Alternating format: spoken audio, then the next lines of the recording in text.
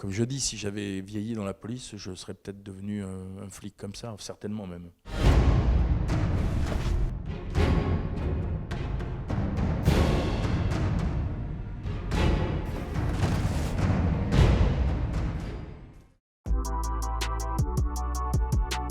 J'étais en train de réaliser Section Zéro pour Canal+, et c'est Thomas Nargiros qui produisait Section Zéro, et dans la discussion comme ça, entre deux journées de tournage, il m'a dit on prépare une adaptation des Rivières pourpres à la télé, et je m'étais permis de lui dire putain, j'adorerais passer les essais pour jouer ce personnage. J'ai pas passé d'essais en fait, ils me l'ont proposé, voilà, ça leur a plu et ça a plu à la chaîne, et moi je suis très content de ce personnage, je l'aime beaucoup, moi, un immense. Son côté gros ours, voilà, mal léché au grand cœur, quoi. Et puis en même temps qui est pour la justice. Enfin, c'est un espèce de Robin des Bois qui s'en fout un peu du système, qui n'en a rien à foutre de la hiérarchie, qui n'a rien à foutre des règles telles que la déontologie policière voudrait peut-être qu'elle soit respectée. Lui, voilà, il fait encore son boulot, comme il se débat dans un monde qui est le mal incarné pour lui. Et donc, ce qui est bien, c'est que voilà, de temps en temps, il ouvre la boîte à gifles, il est peut-être un peu expéditif, un peu bourrin, mais voilà, c'est un peu moi tout ça, quoi. Comme je dis, si j'avais vieilli dans la police, je serais peut-être devenu un flic comme ça, certainement même.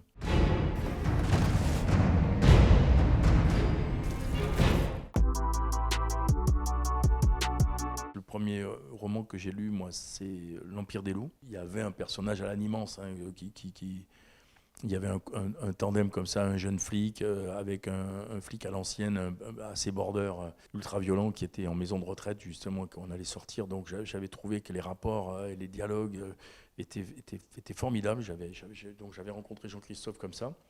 Après, j'avais lu La Ligne Noire de lui, que j'ai toujours en projet d'adaptation, moi, pour le faire. Et ce qui plaît, je pense, aussi au public, c'est que le public, ça les change un petit peu, justement, de ces histoires qu'ils voient dans tous les JT, qu'ils lisent dans tous les journaux. Ce côté ésotérique, évidemment, tout ça est fantasmé, mais c'est un côté fascinatoire, qu'on le sait, la passion des gens pour tous ces phénomènes paranormaux, ésotériques. On est dans des enquêtes qui basculent dans le fantastique, dans l'irréel, quoi, dans l'impossible, et avec des personnages qui ont les pieds sur terre et qui, eux, sont tout à fait acceptables, enfin, qui sont réels, quoi. Enfin, voilà. Donc je pense que ce mélange de ces flics qui sont bien ancrés dans leur réalité, face à des enquêtes qui, elles, dépassent l'imaginaire, je pense que c'est le mélange qui fait que ça marche, ce qui fait le charme, je pense.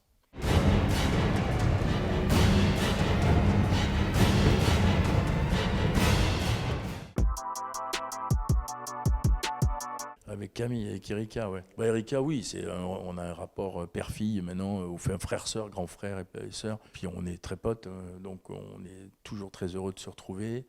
Voilà, c'est une nana que j'aime beaucoup. Moi, c'est une comédienne que j'ai fait tourner dans Bronx parce que je trouve qu'elle a beaucoup de talent et puis elle a un physique très à part, quoi. Petite rousse comme ça, un peu petite fleur fragile et tout. Et elle a une beauté, en tout cas, de notre siècle, je trouve, et avec un jeu très moderne et tout. Et moi, c'est ce que j'aime beaucoup. Puis je l'ai vu au théâtre, je l'ai trouvé vraiment formidable. Puis c'est une personne humaine. Qui n'a pas d'ego, qui est humble, qui est bosseuse.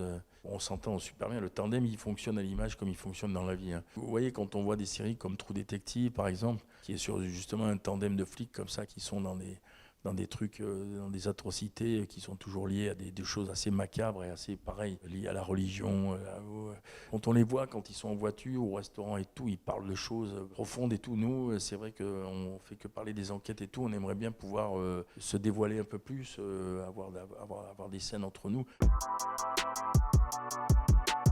Alors moi, contrairement à beaucoup, j'ai pas du tout aimé la première saison, j'ai pas pu aller au bout. La deuxième, j'ai adoré, contrairement à beaucoup de gens qui ont détesté.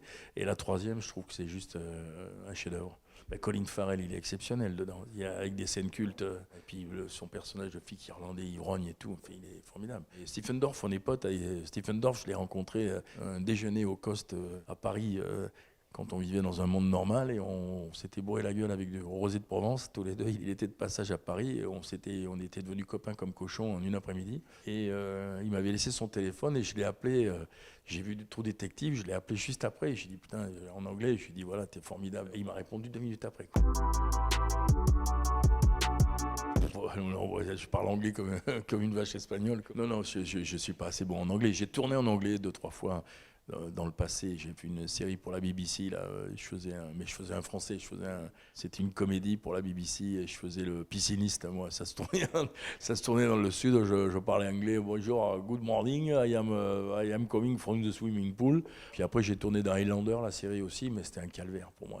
J'étais mort de trouille. C'était compliqué en plus à faire. C'était un plan séquence où je faisais un pilote moto sur circuit. Donc, il m'avait vraiment mis sur une bécane de compétition avec la combinaison en cuir.